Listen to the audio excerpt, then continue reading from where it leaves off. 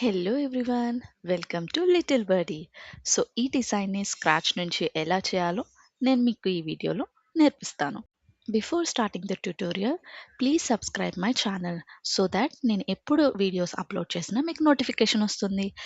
So quickly let's start our today's video. So క్విక్గా Canva open చేసి ఒక blank page select చేసుకున్నాను. ఆ తర్వాత ఒక గ్రేడియంట్ కలర్ని బ్యాక్గ్రౌండ్ కింద ఇచ్చాను. మీకు గ్రేడియంట్ కలర్స్ ఎలా ఫామ్ చేయాలో తెలియకపోతే ఆల్రెడీ నా ఛానల్లో గ్రేడియంట్ టెక్స్ట్ మీద వీడియో ఉంది. Same pattern we will be applying for the background. Next elements ట్యాబ్కి వెళ్ళి పాప్సికల్ అని టైప్ చేసి మనకు కావాల్సిన రెడ్ కలర్ పాప్సికల్ని సెలెక్ట్ చేశాను. నేను ఆల్రెడీ యూస్ చేశాను కాబట్టి నా ఎలిమెంట్స్ ట్యాబ్ రీసెంట్లీ యూస్డ్ దాంట్లో ఉంది. సో నెక్స్ట్ టాప్లో నేను ఒక డ్రిప్పింగ్ ఎఫెక్ట్ ఇద్దాం అనుకుంటున్నాను. సో అలాంటి పిక్ని చూస్ చేసుకొని దాని బ్యాక్గ్రౌండ్ని రిమూవ్ చేస్తాను, ఎందుకంటే అది బ్లాక్ కలర్లో ఉంది కాబట్టి. Just remove the background. See ఎంత బాగా బ్లెండ్ అయిందో మన పోస్టర్కి.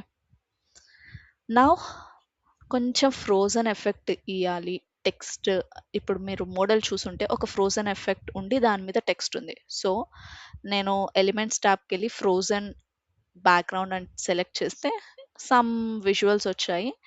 సో దాంట్లో నేను ఇది చూస్ చేసుకున్నాను.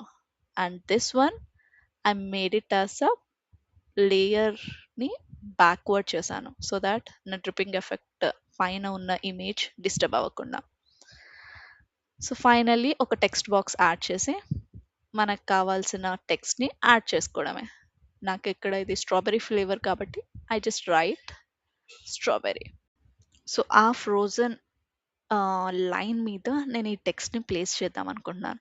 సో మనం దీన్ని టర్న్ చేద్దాం vertical to 90 degrees and align on that frozen part. After that, change the color to white.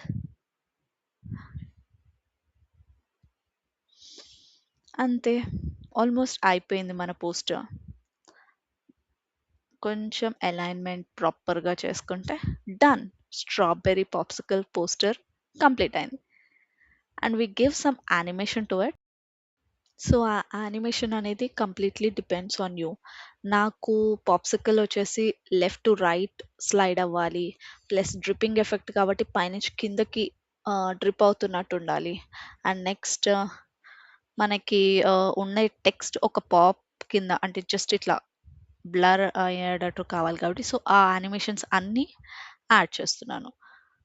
So సింపుల్గా చెప్పాలి అంటే పాప్సికల్కి నేను బేస్ లైన్ వాడి లెఫ్ట్ టు రైట్ ఇచ్చాను, డ్రిప్పింగ్ ఎఫెక్ట్ కోసం వైప్ వాడి డౌన్ సైడ్ ఇచ్చాను, అండ్ స్ట్రాబెర్రీ టెక్స్ట్కి పాప్ ఇచ్చాను, అండ్ ఫ్రోజన్ ఎఫెక్ట్కి బ్రీత్ ఇచ్చాను. సో దానివల్ల మనకి క్యూట్గా టర్న్ అవుట్ అయింది.